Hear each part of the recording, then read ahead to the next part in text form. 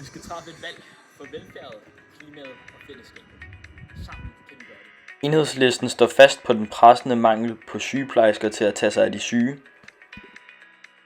Også en mangel på pædagoger til at passe på vores børn, som er en uundværlig ressource i vores samfund. Enhedslisten påpeger den betydelige mangel på sosu'er til at tage sig af de ældre, hvilket skaber udfordringer i forhold til at sikre passende pleje og omsorg for vores ældre befolkning. Hvis flygtninge og indvandrere har behov for ly, så bør Danmark have åbne døre for at tage imod dem og tilbyde dem nødvendig støtte og hjælp. Det er vigtigt at anerkende og imødekomme behovene hos dem, der søger beskyttelse og en ny start.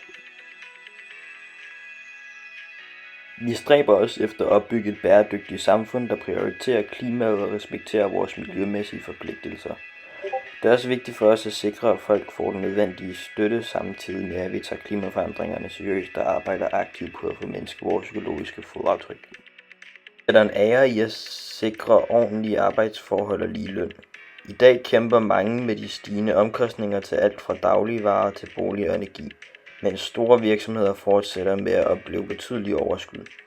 Derfor arbejder vi med at bekæmpe inflationen og skabe bedre adgang til billigere boliger, så alle kan nyde en anstændig levestandard og trivsel i vores samfund, uden at blive økonomisk belastet af de grundlæggende nødvendigheder. Jeg håber, du vil stemme rødt, stemme grønt, stem Enhedslisten.